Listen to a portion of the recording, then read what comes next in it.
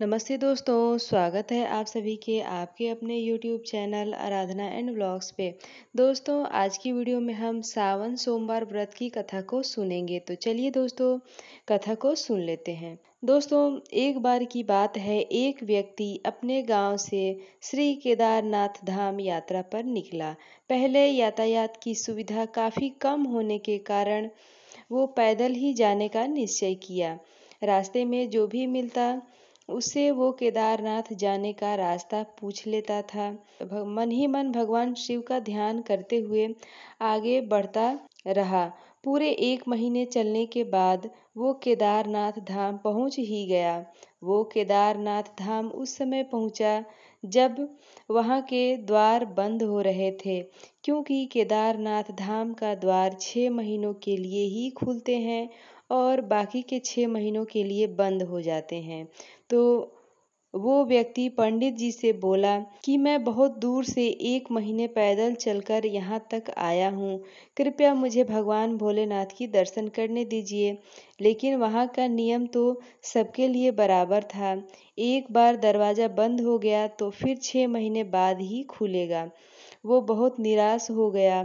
निराश इतना हुआ कि उसके आँखों से अश्रु बहने लगा। वो प्रभु को याद करता रहा कि बस एक बार दर्शन करा दो प्रभु, एक बार दर्शन दे दो।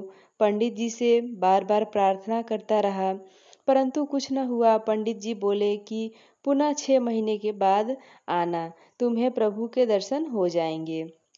वे लोग दरवाज़ा बंद करके वहाँ से चले गए और वो वहीं अकेला रह गया। धीरे-धीरे अंधेरा बढ़ने लगा, चारों तरफ अंधेरा ही अंधेरा हो गया, परंतु उसके मन में विश्वास था कि प्रभु अवश्य दर्शन देंगे। थोड़ी और रात हुई तो उसे भूख और प्यास लगी। उसे लगा कि कोई उसके तरफ आ रहा है। उसने देखा तो एक साधु बाबा उसके तरफ चले आ रहे थे। वो बाबा उसके बगल में जाकर बैठ गए और पूछा कि कहाँ से बाबा का दर्शन करने आए हो। उसने सब बताया और उदास स्वर में बोला कि मेरा यहाँ तक आना व्यर्थ हो गया, क्योंकि प्रभु के दर्शन नहीं हो सके। बाबा जी ने उसे बहुत समझाया और भोजन और जल ग्रहण करवाया। बहुत देर तक उन दोनों में बातचीत होती रही। बाबा को उस पे दया आ गई। बाबा बोले, मुझे ऐसा लगता है कि मंदिर कल सुबह ज़रूर खुलेगा, तुम दर्शन करके अवश्य जाना। वो व्यक्ति दिन भर का थके होने के कारण उससे बहुत ही जल्दी नींद आ गई। अगली सुबह उसकी आंखें खुली तो चारों तरफ देखा और बाबा को ढूंढने लगा, परंतु बाबा कहीं भी नहीं दिखे। वो कुछ समझता तब तक सामने से पंडित जी और उसके साथ और कई सारे लोग उसी के सामने आ रहे थे।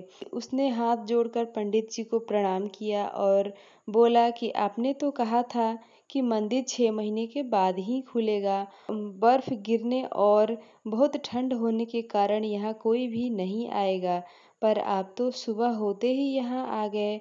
पंडित जी ने उस व्यक्ति को आश्चर्य से देखा और बोला कि तुम वही हो ना जो मंदिर का द्वार बंद होने के दिन आए थे? 6 महीने पूरे होते ही बिल्कुल समय पे आ गए हो। वो व्यक्ति आश्चर्य से पंडित जी को देखा और बोला कि मैं तो कहीं भी नहीं गया हूँ, मैं तो यहीं हूँ। मैं तो कल से यहीं हूँ, आप मुझसे मिले थे और मैं रात को यहीं पे सो गया था। पंडित जी को बहुत आश्चर्य हुआ और बोले कि मैं तो 6 महीने बाद यहाँ आया हूँ, तुम 6 महीनों तक जीवित कैसे हो? पंडित जी ने कहा। पंडित जी के साथ आए व्यक्तियों के आंखों में भी आश्चर्य भरी थी कि इस कड़ाके की ठंड में कोई भी व्यक्ति अकेला कैसे रह सकता है। उस व्यक्ति ने पंडित जी को रात की सारी बातें बताई और उन लोगों के जाने के बाद एक बाबा आए और उन्होंने कल सुबह मंदिर खुलने की बात कही। उनकी लंबी लंबी दाढ़ी और लंबी लंबी जटाएं थी, हाथ में त्रिशूल था। पंडित जी और बाकी के लोग उसके चरणों में गिर गए और बोले कि हमने तो अपनी पूरी जिंदगी लगा दी, पर बाबा के साक्षात दर्शन नहीं हुए। एक सच्चे भक्त तुम ही हो, तुमने तो साक्षात शिव जी के दर्शन कर लिए और उन्होंने योग माया से तुम्हें 6 महीने को एक रात में ही बदल दिए। ये सब तुम्हारी बाबा के प्रति निष्ठा, प्रेम, समर्पण के कारण ही संभव हो पाया है। हम सब आपके भक्ति को प्रणाम करते हैं। पंडित जी केदारनाथ धाम का दरवाजा खोले और उस व्यक्ति ने बाबा के दर्शन किए। तो दोस्तों, देखा आपने भगवान भोलेनाथ की कितनी महिमा है, और ऐसी ही महिमा हम सभी श्रद्धालुओं पे बाबा बनाए रखें, यही कामना करती हूँ। और आशा करती हूँ कि ये सावन सोमवार व्रत की कथा आपको अच्छी लगी होगी। वीडियो पसंद आए तो लाइक करें। इसी तरह की जानकारी के लिए आप हमारे चैनल को सब्सक्राइब ज़रूर करें। मिलती हूँ इसी तरह के एक और वीडियो के साथ, तब तक के लिए बाय।